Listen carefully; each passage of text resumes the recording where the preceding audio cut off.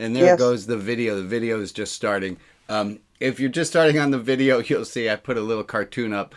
We were just discussing before the service. For those who come early, you get a little extra treat sometimes. And we're talking about that. So welcome. This is the Saturday service. Here's the little theme music. I'm Rabbi Brian. It says so right there. And I'm here joined with a whole bunch of my friends. So friends, wave, say hi. Hi. Hi. Hello. Hi. Yeah. Hi. And I want to welcome you who are watching after the fact as well, or watching on YouTube, or watching on Facebook, or on rotb.org.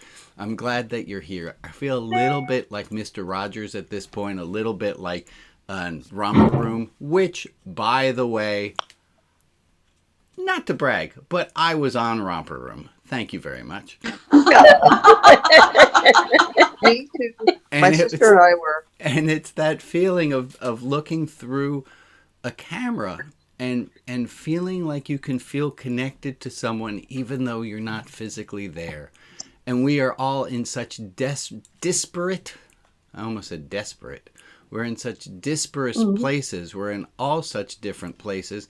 And I thought maybe we would start, as we have been for a few weeks, starting with a little bit of a land acknowledgement. And if you don't know on whose land you currently are, if you go to native-land.ca, you can find out whose land you're on. And I want us to take a minute, and people who are here, I am on land that was previously occupied by the Clackamas peoples, among others.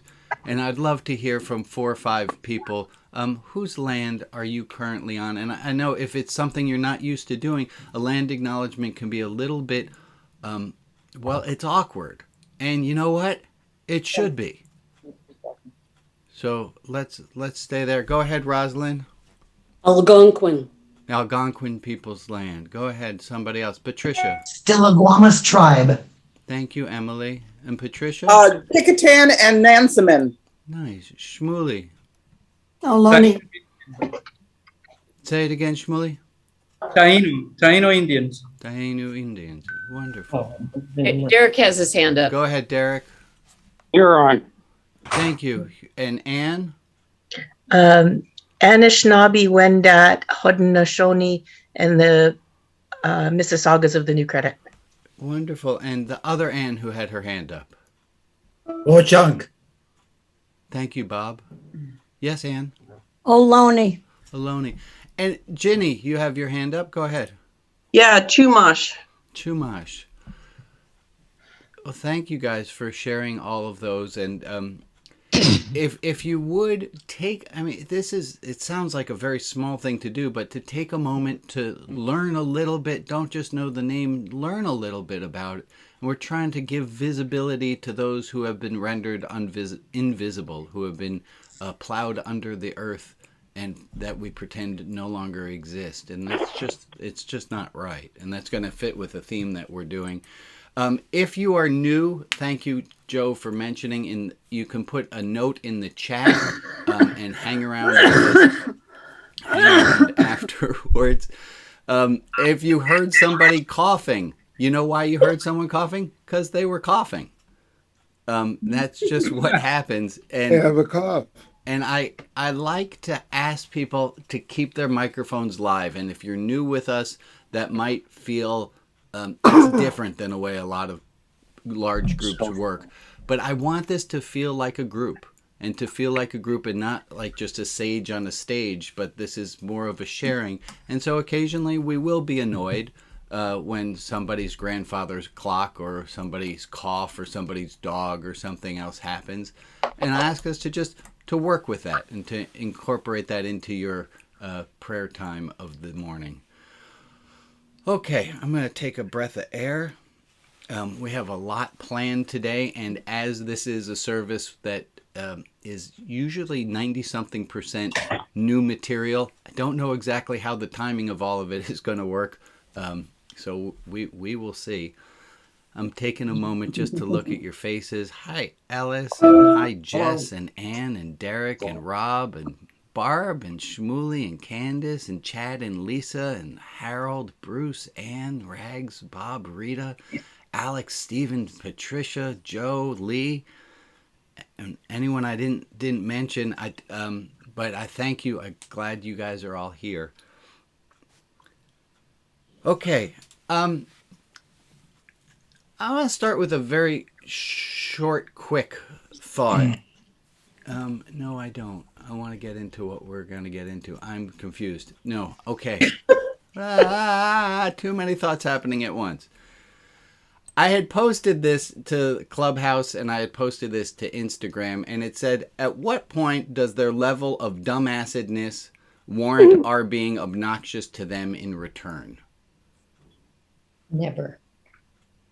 Never was the... That's correct. At what point does their level of dumbassedness warrant our being obnoxious to them in return? So we have Soda Stream bottles. I don't know if any of you enjoy it, where you can make your own fizzy water. We really love doing the fizzy water. And it says right on the bottle, not for dishwasher, or do not put in dishwasher, or not dishwasher safe. It says something very clearly like that. And so when I go to undo the dishwasher and I find that bottle in the dishwasher again... Say to yourself, why did I do that? Right. Okay. Now, I don't live alone. And there are other people who... And this idea, at what point does their level of ass-dumbness warrant our being obnoxious to them in return? And I think with regard to that bottle, the answer is about 3 or 4 times. So let me ask you, am I justified on the 4th time after I have held the bottle clearly in front of their face and I have said, hey, it says do not put in dishwasher? Is my shame warranted? Is my shaming them warranted? And be careful on answering, because it's going to come back to haunt you. I got an answer. What? It's a question. Marcus has his hand up. Go ahead, Marcus. Is it sure it wasn't you? I'm pretty sure it wasn't me, Rob. It could have been an aspect of me, like my bride and my child, but it was not physically me. Go ahead, Marcus. I think it depends on the situation. It depends on what we're labeling as dumbassedness. Putting a soda bottle Yeah. in the dishwasher, Yeah. or being a racist jerk, taking away rights from people, threatening people, does not give me the right to threaten someone back. Correct. But I do not have to take it nor be kind when taking it. Absolutely. So I really think you have to be careful, because when you say it doesn't give me the right, so I have to take on that shame myself. No. You're absolutely right, Marcus, and you're getting to my stunning conclusion, which I'm not up to yet. Okay, I'll stop. No, Love you, you're Rabbi. perfectly on task. And Kip, go ahead. Oh, Kip, you took your hand. I just think there's 2 different topics. One is I think it's totally justified to be frustrated even the very first time, and to be really honored at how angry and frustrated you are. That doesn't necessarily mean also taking it out on somebody else. Okay, so my question is, it doesn't mean taking it out on someone else or someone else's stuff, but yet at the same token, Rabbi, Yeah. BIPOC was frustrated, angry with the world and with the population treating them like shit and Yeah. being jerks and their dumbassness, and they rioted, and you said they deserve to. But when I brought up people, my existence Yeah. making other people uncomfortable, and when can I be a jerk, you said never. Okay, so Think about that. You can't have both. I think you're absolutely right. I've done a lot of thinking since we've talked, Marcus, so I'm coming to a stunning new conclusion here. Okay. So I don't know stunning, but here's a quote from Marianne Williamson, which I think nails it, and let's see if this doesn't help. Marianne Williamson said, "Hate has talked so loudly so long. Greed has talked so loudly for so long. Liars have talked so loudly for so long. Love has got to stop whispering." Oh, I love it. That's very good. Shmuley's got his hand up. Wait, hold. Okay, go ahead, Shmuley. And that is why I was going to add, I mean, you can be frustrated and angry, but it depends on the way that you say things. Correct. I mean, you can chew somebody up and point fingers and all that. But then again, you can say, listen, this thing angers me, and explain why and whatever, say it nicely. You can do both. Thank you, Shmuley, and thank you, Marcus, and thank you for everyone to engage in that question. I think the answer is yes, we should be frustrated by their dumbassery, but we can do it in a loving and loud, loving way. We do not need to be walked upon.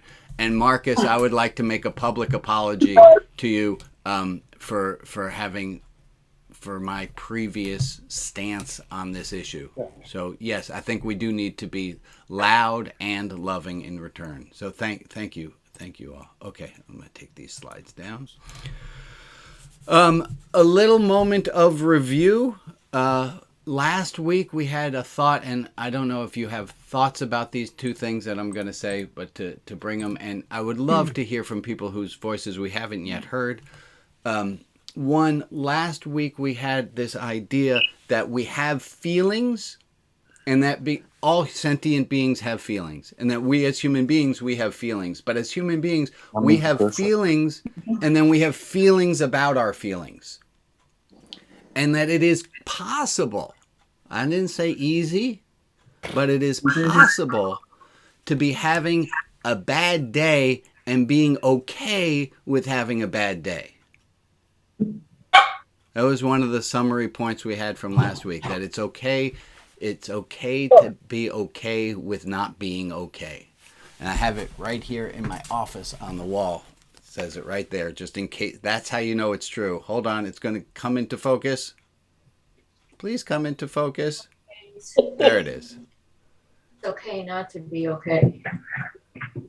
It's okay to not be okay. We can be having a hard day. Put that back up on my wall. We can be having a hard day. We can be having a bad day, and we can be okay with it. You can make a mistake. You can feel bad about it, but you don't have to kick your own ass about the mistake that you made. So that was one thing of review. The other piece of review I wanted to do was about the Monday newsletter. And Monday's newsletter last week, if you don't subscribe, go to rotb.org/blog.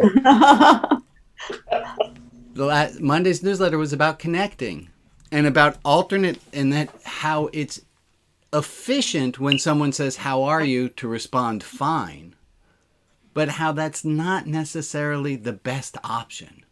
And I had some responses that people gave that I wanted to highlight, which is someone said that instead of asking people, "How are you?" they ask, "What kind of day are you having?" I thought that was a great different question. What kind of day are you having elicits a different answer. They can't just say fine. Well, they can say fine, right, but it might throw them off. And the other thing that came back from people was when I asked someone, "How are you doing?"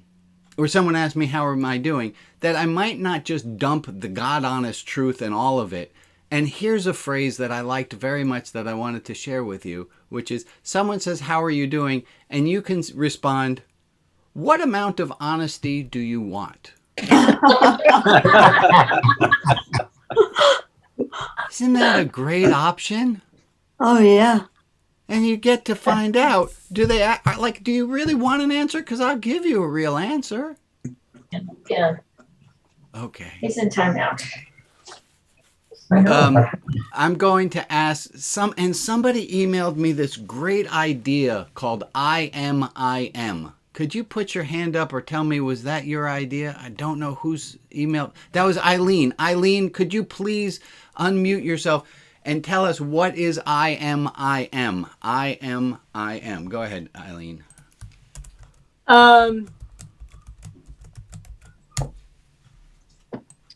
Intentions, memorials, intercessions, minutes. So we have been trying to figure out what to do with our 1 minute where Joe reads a list of things, and Eileen came up with a great name, and we're trying it out, of intercessions, memorial, I forgot what the next I was. Intentions, minute. It is the minute for. So we'll see how we feel about that. And Joe, do you have the list for the I am? I do have the I am list. Okay. Would you share with us, please?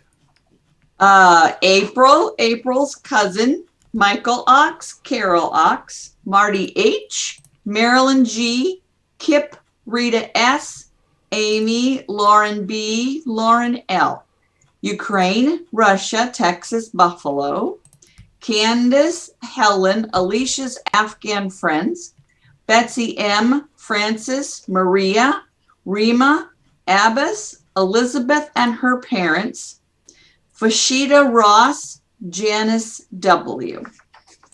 And we're going I'd like to add all fathers. All and all fathers. Well, let's take the 1 minute part at this point, and we'll start at 40 seconds, and we'll go for a minute of just silence. And I apologize for switching the screens.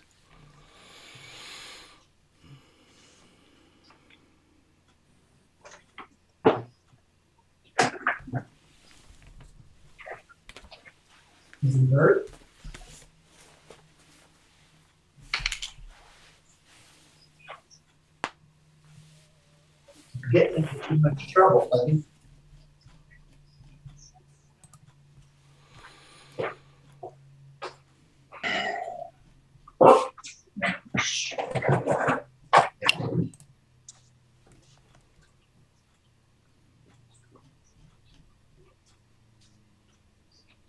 Come on, won't go outside. Come on.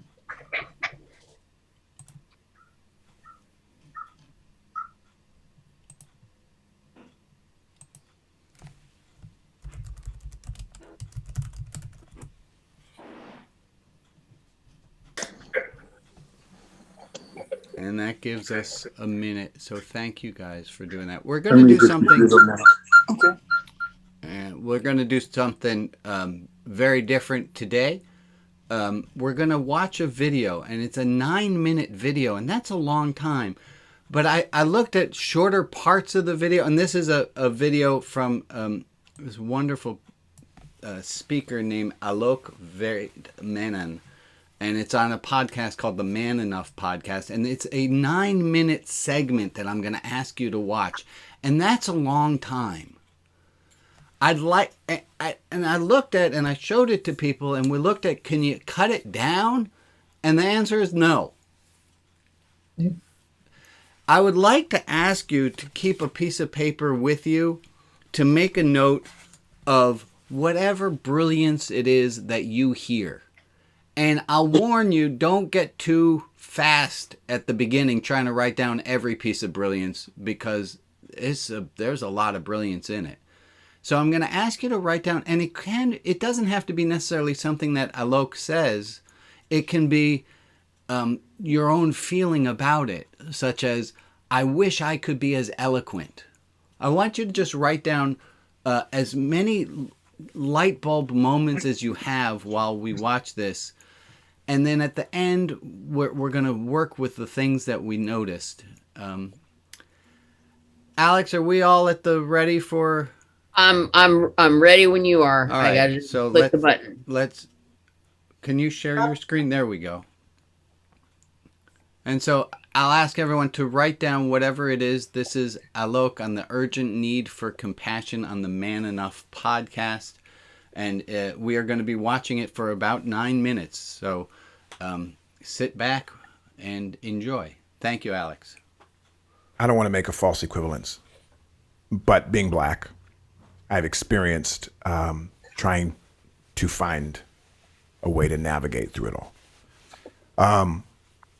And some of us who are oppressed have more capacity to deal with the bullshit than another. Doesn't make us better. It means that for whatever reason, we're able.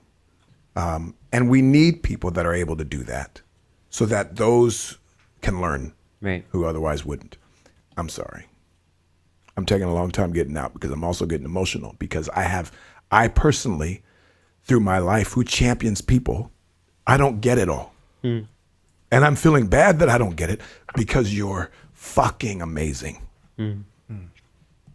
And I'm listening to you speak and I'm like, why do I not fight for them? Why do I have such passion for other things? But this one I have a disconnect with. So what do I need to unlearn? How can I help other, and I particularly talk about men, help them unlearn? Let's get into it. I'm non-binary, which means it's not just that I'm challenging the binary between male, female, man, woman, but between us and them. And in your statement, you said, why don't I help them, as if this struggle is not your struggle too? The reason you don't fight for me is because you're not fighting for yourself fully. And any movement that's trying to emancipate men from the shackles of heteropatriarchy, or emancipate women from traditional gender ideology, has to have trans and non-binary people at the forefront, because we are actually the most honest. We're tracing the root. Where do these ideas of manhood and womanhood come from? They come from a binary structure.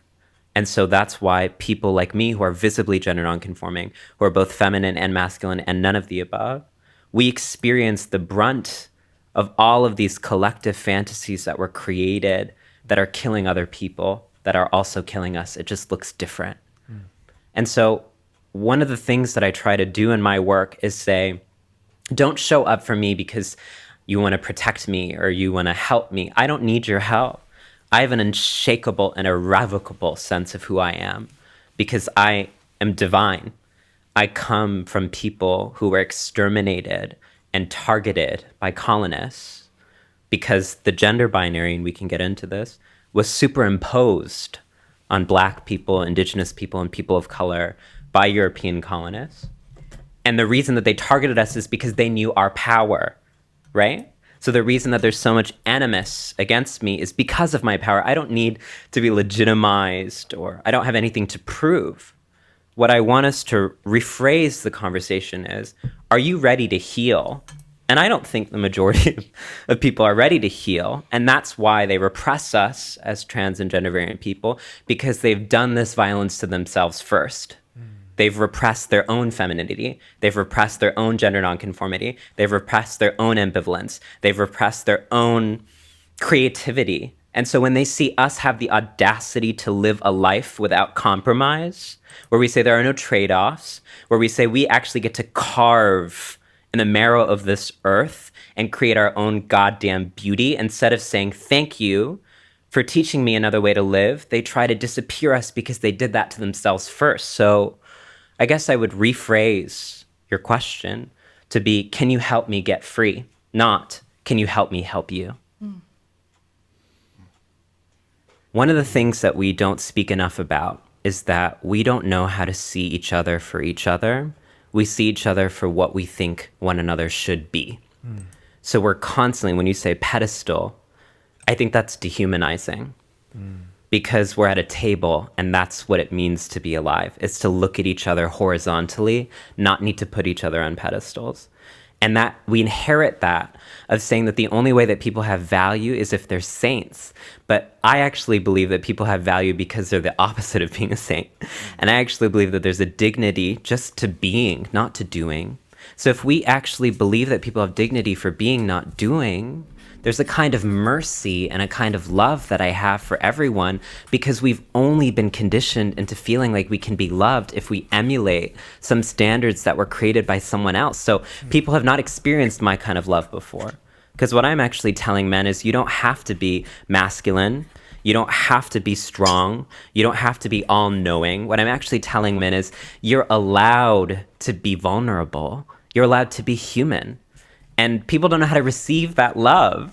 And I think that's the paradigm shift I really want to move away from, is that the fear and the danger makes it so that people aren't ready to receive love. People have been taught to fear the very things that have the potential to set them free. This has nothing to do with trans and non-binary people. It's never been about us. It's not about what we look like. It's about what they feel like. And they don't know how to feel love like we can give. And that's why marginalized communities are persecuted. It's not because of what we look like, what we're saying, our identities, our pronouns, our nomenclatures, our language, our scholarship. It's because of the presence of love that people feel like they can't actually inherit on this earth. And so the reason that there's so much violence that men are siphoning onto us is because they don't love themselves. And so they see our self-love, right? They see, I have men come up to me in New York City and say, I used to wear my mom's dresses when I was younger. And then I'll say, what happened? And they can't even articulate that. And that's where our starting ground is. You don't even have the language to articulate a wound. So you don't even know that you're hurting and that you're bleeding. And what we as trans and gender non-conforming people said is that there's a wound here, and I'm going to commit my life to actually realigning my spiritual core such that I never have to compromise myself for other people's love. And I'm going to prioritize and choose me in a world that makes me have to contour myself into someone else's fiction. And so what I tell men is this is not about accepting trans and gender non-conforming people. This is about accepting yourself. And if you do that work first, everything I'm going to say makes sense. But if you don't do that work, everything that I say is going to be inherited as an attack from a zero-sum ideology that makes you think that if other people thrive, you must somehow lose something. That's what's happening with misogyny in this country right now. I really try to bring history into the conversation because one of the things that is really important to name is people like me are honestly delegitimized and discredited by every institution of media in this country because this kind of knowledge, they'd rather put us on a drag show and laugh at us than actually listen to us, right? We're more acceptable when we're entertaining you, not when we're educating you. So I actually want to remind people that I'm a scholar and I have certifications in everything that I study. So in the early 20th century, when women were making the claim for the right to vote, what did men do? They created postcards that actually had women dressed up as men and men dressed up as women. And they said, if women get the right to vote, we're going to be feminized and we're going to lose power. And it's going to be women who are making us do what we've done to women, take care of the kids and stay at home. Women were basically just saying, we want the right to vote. And men heard that as, I'm losing power. And then here we are 100 years later. Trans and gender non-conforming people are saying, hey, everyone, I want to be able to exist. I want to be able to walk outside without being spat on. I want to be able to live and not fear dying. I want to be able to wear what I'm wearing and not be called brave. I want to be able to actually have people regard my humanity, not some one-dimensional trope that they're getting from these racist and transphobic algorithms. And people are saying, that's a threat. Darling, the threat is a system that has made you mistake your latent disassociation as a personality. That's the threat. I mean... Are we running a cult? Alex, Because I will... Let's stop the thing there and let's take a moment. Let's take a moment to be that. That was a lot that went on. I know I wrote down more cards than I thought I was going to. So if you wrote down some thoughts, if you have a thought right now of like, what is the most important thing that you just heard, or where are you right now in reaction to having heard this? And we're going to break into small groups. Alex, I'm going to throw the hosting towards you while I talk about it. Okay, so Alex, you're a host. Let's do groups of 5 people, and we're going to do 8 minutes in a group, which is longer than we normally do, but from having spoken with people, it seems like we need a little bit of extra time on this topic.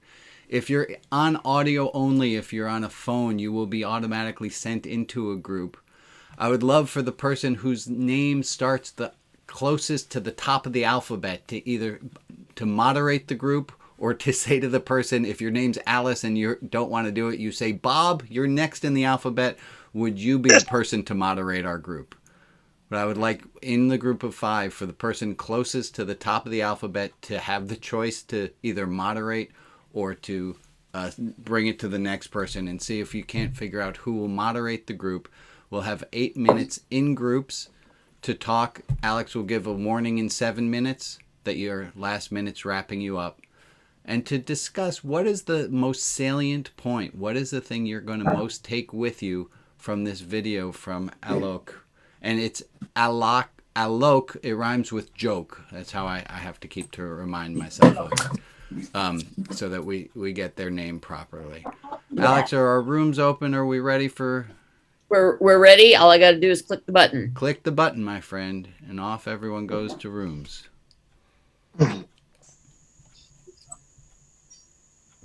Rabbi, you still have the gallery view on. Thank you. Close your eyes for a minute.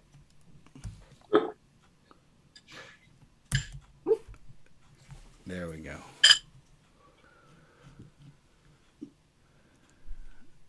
And Alex, you have the timer started already? I do have a timer going. Good. Thank you very much.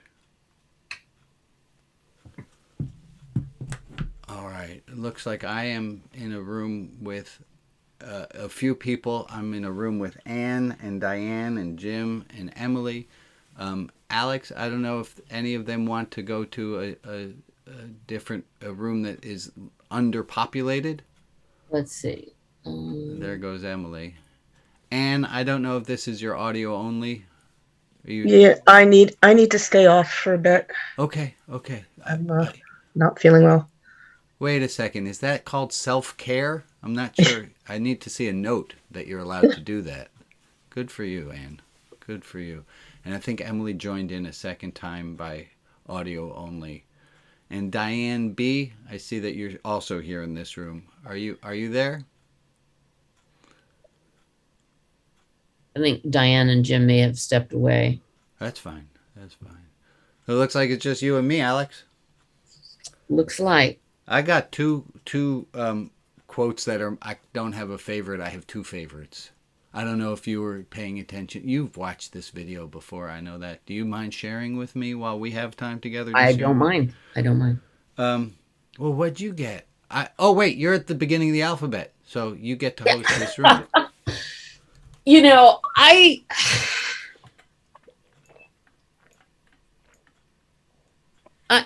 find all of this stuff for me is very familiar because my ex-wife was transgendered, and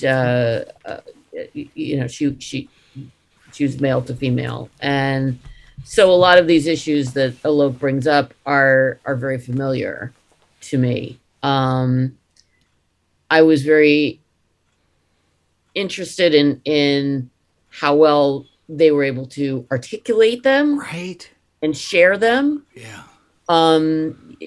The part to me that really stands out is the bit about people's objections to transgenderism being rooted in their own, in their own inability to articulate, personal wounds, right? Yeah. And I think that very much parallels my own experiences. That you found people did the same. That I found that people would attack me or attack my partner or attack our relationship based on their own insecurities, rather than actually anything that we were doing that truly was offensive or obnoxious or right. I want to hear more, but I know that Ray just joined, and I don't want Ray to be completely lost. Ray, you've watched this video, the Alok video. Yes. Okay, yes. So that's what we're talking about, and Alex is talking about her own Thank you. experience with it. So say more, Alex. So you're just at the ball game. You're just at the theater. You're not doing anything, and people are finding you offensive. Yes, and one of the things that it really affected our partnership in that there were a lot of things that, I'm using air quotes here, that normal heterosexual couples get to do in public, that we learned were not necessarily a good idea, right? And they were very innocuous things like holding hands. Right. When we would go to the store or the movies or a restaurant or whatever, if we were just sitting there, usually people wouldn't bother us. But there were times when, if we held hands, one time we had somebody throwing a beer bottle at us and shouting bad things when we were on the pier in Santa Barbara, walking along the seaside holding hands.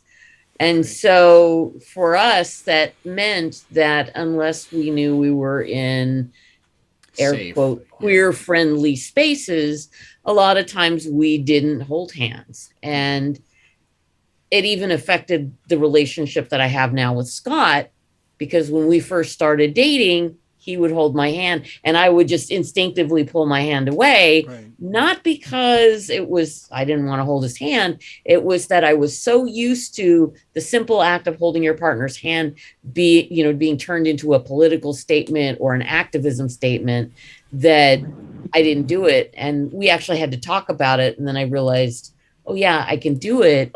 And I realized how invisible I was when I could exercise heterosexual privilege. Yeah. Thank you, Alex. Thank you. I have two quotes that I wanted to share. And then I also, Ray, I know you've seen the video, so we'd love to hear your comments. I also have one from Shirley on Facebook, who said, I saw this a few days ago, beautiful, informed, educated speaker. I love this perspective. And I also want to just say hi to my neighbor, Natasha, who said hi. Here are the two quotes that I wrote down. One was, people have dignity for being, not for being amazing. When they were talking, because the other moderator had said at some point, I'm putting you on a pedestal. And Alok was like, no, pedestals don't work. People are amazing just for being, just for existing, not for doing. And that rings so true to the ministry that I run in my heart, of that you don't have to do anything to be amazing. You're just amazing for being. And actually, I think a lot of the problems in the world come from people not feeling seen. And so for not feeling seen, we wind up doing things and producing and acquiring and to get seen for all the wrong reasons. And the other one was, I thought this knocked my socks off. People have been conditioned to fear the thing that sets them free. Whoa! People have been conditioned to fear the thing that sets them free. I've seen that in my work with people. People are conditioned to fear the thing that will set them free. They feel like they're a moth and that flame will kill them, but they're not a moth and the flame will actually set them free. Ray, not a lot of time, but I do want to get your voice in. You're on mute, though, so it makes it harder. There we go. It was interesting to watch that and to see it from someone who wasn't angry about it. I didn't get the fact that he was so much anger. There was some anger there, some heat, but he was really just stating it as he saw it. As Ray, I'm gonna have to jump in and say you're on the wrong pronouns there. Alok is a they them. Is them. Sorry about that. Go ahead, keep going. What you're saying is totally on point. As well, how they had been treated and how we look at that. Some of it was a little uncomfortable because they were so in my face, and so when I looked at that from my own fear and my own perspective of that, I was uncomfortable, and I realized that I am also that way, even though I have gay and lesbian friends, and I truly love them. They're magnificent, wonderful people, and I'm comfortable around them. But yet, when he was in my face about it, I found myself getting a little defensive about it. Okay, thank you, Ray. Thank you, and welcome back, everybody. There's a lot of people who were in a lot of different places, and we're all coming back together. And just, I don't know how to like, you see somebody and they're in in a sad place, so you want to meet them in a sad place, or you see someone in there, and I don't know how you're coming back from those breakout rooms. So, and different people are coming back in really different ways. So I want us to be sensitive that the experience that you had in your room might not be the same experience that the other people who are coming back are having.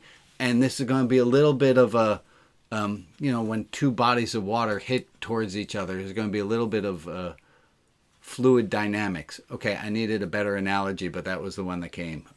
Atlantic and the Pacific. So, if Derek, you have your hand up, so I figure you. Yeah, I just want to say that. I just wanted to say that I put a link to the video in the chat. Thank you for doing that. Thank you for doing that, and appreciate it.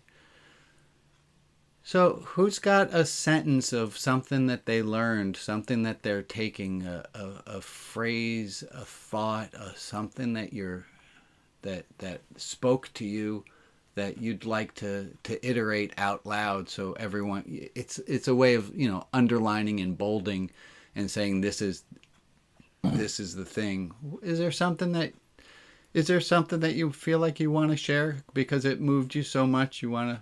Yeah, Alice. I just want to say that every person wants to be seen as who they truly are. Amen. And those of us in the LGBTQ community, the hiding is the only way we know how to deal with that, because we don't want to accept the harassment or the rejection or the hate, the bias, all that sort of thing. So we learn how to live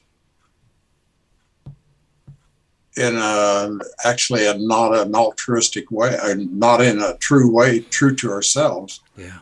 So for those who don't really understand that, especially the trans community, it is so hard to figure that out. It's like, why would you do that? And that's what all I really want to say is we just want to be seen for who we are, accepted for who we are, and love for who we are. Yeah. I think that's human dignity. That's what we all want. We all want to be seen for who we are. That was one of the quotes that I took with me, was that people have dignity for being, not for being amazing. It's, you don't have to do anything. You don't have to be amazing. You just, for being who you are, you deserve love. For being who you are, authentically who you are, you deserve love. Amen. Ron, you have something you want to add? Yeah. Early on, they said, because I am divine. And I felt everything else was commentary on that. Right? They said, I am divine. I have been killed and I'm still here. That's divine. Yeah. Right? To realize the connection that they have to their ancestors, to their true self of being divine. And it's not in an egotistical way. It's not in a I am God, the kind of delusional. But it's in I know who I truly am on the inside. I love it. Thank you, Ron. That was a very moving moment for me as well. Jess? Yes. You're on mute, my friend. Unmute yourself. Sorry. I just wanted to bring back at the very beginning where Alok says to the individual who is interviewing it, when it opens, you're not fighting for me yet because you don't see this as a fight for yourself. And I just wanted to bring that back, to expand the circle around everyone here, that not everyone here is in the LGBTQ plus community. And that's okay. And I just want to make sure that we also are receiving this, that this message is not just about gender or inclusion in the LGBTQ plus community. That for me, what I took away from this was how important it is that we are seeing our liberation as each other's liberation. And that's just what I wanted to bring. Thank you, Jess. Thank you. Amen. That none of us is free until all of us is free. And that we're not fighting for their rights, we're fighting for our rights. I add in this thought that was said, was that people have been conditioned to fear the thing that sets them free. Amen. Yeah. People have been conditioned to fear the thing that sets them free. Been conditioned to fear. We have been taught that the very thing that will free us. We've been taught, I use this analogy in our small group, was that like a moth to a flame. We've been told, you are a moth, and if you go towards the light, you will burn up. But it's actually that very thing, and that very thing, for lack of a better word, I'll use love. It's that very thing, love, that we're afraid will shame us. And we run away from love. We run away from the very thing, and you might substitute a different word, and that's fine. We run away from the very thing that can set us free. Rob, Ann, and Shmuley have their hands up. Go ahead, Rob. So I heard him say, "Can you help me get free?" And then I wrote down, "Just be who you are and listen and respond in like fashion." Amen. And that's all we have to do. It's a tall order, and it is simple too. Thank you, Rob. Yes, Anne. While I was listening to him, I was grinning inside because I have never before heard a better description of what it means to be non-binary or trans and what it means to have a visible disability. He didn't mention that. Okay. But I am a person to whom, not a lot, but enough times in my life, people have come up to me and told me that I should not be allowed to live because of the way I look. I have a disability. Women have come up to me and said, "Why have you not committed suicide yet? If I looked like you, I'd kill myself. You should kill yourself." And I'm so sorry. This is something that happens to us, people who have a visible disability. And I have often thought it's because they are so afraid that with one auto accident, they could be disabled themselves. Wow. That's all it would take. Thank you. And it's that fear. But he said it. And I'm going to... So well. Right. And folks, it is hard. It is, Alok goes by they, them, and it takes our brains a little while. A little while, and we need to... Right, we need to forgive ourselves that we are so entrenched, and I think maybe we can look at it that way. This is how deep these roots go. These roots go so deep that we unconsciously say the wrong word. That's how it is. With my friends who are non-binary or trans, I say they. Good. It's okay. It's okay. Yeah, you know that. Shmuley, go ahead. Two things come to mind with the whole video and the conversation.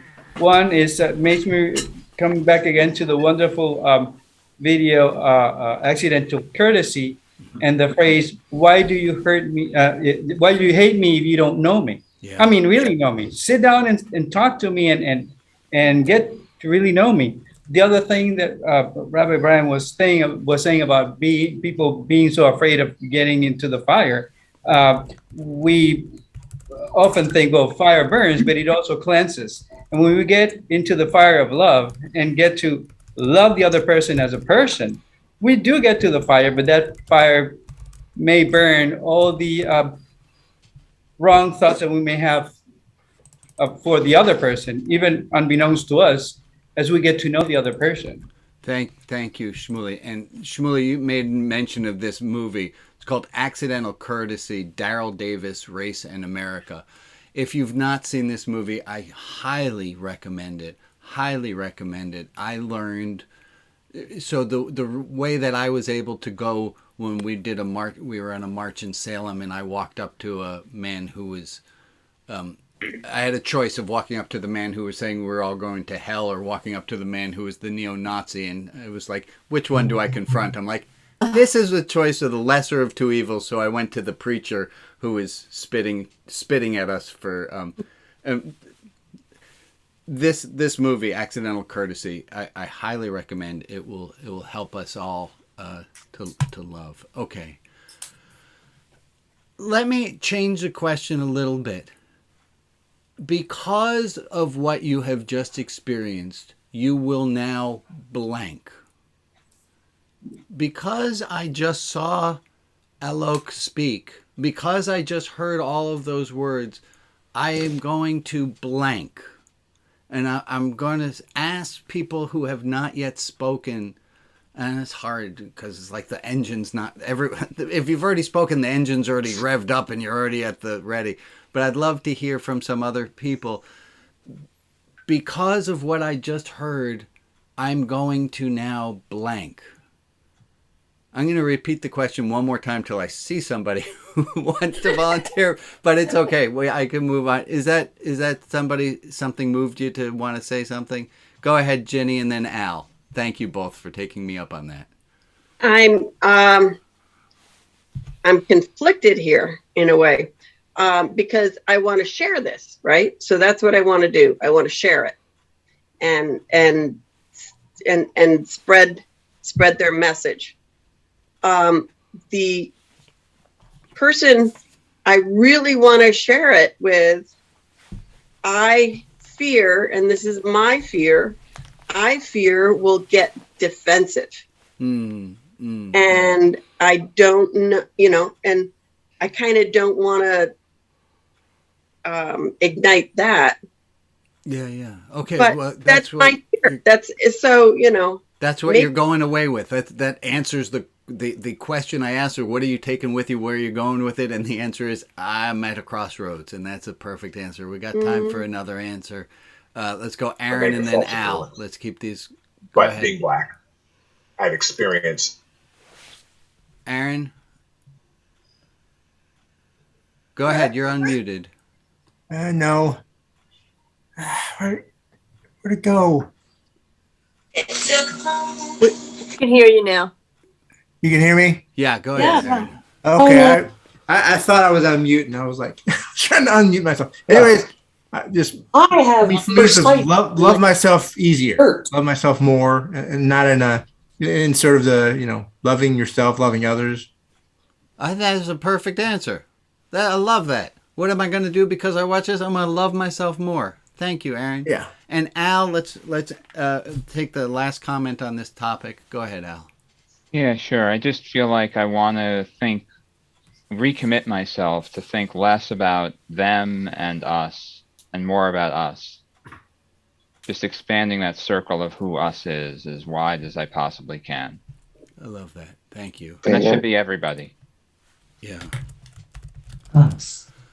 Beautiful. Amen. Amen. Well, everyone. Thank you for watching along with that. I have a few announcements. One is, if you're not on the Religion Outside the Box Clubhouse, please join. If you are on the Clubhouse, please let's continue the conversation as we have been.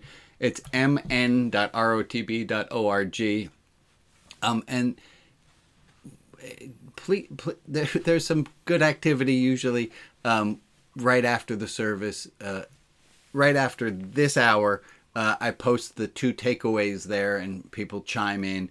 And also, it's a place for people to share deeper. If you want to go further about this topic, you want to share personal anecdotes that don't feel appropriate to do in the entire world, please do so there.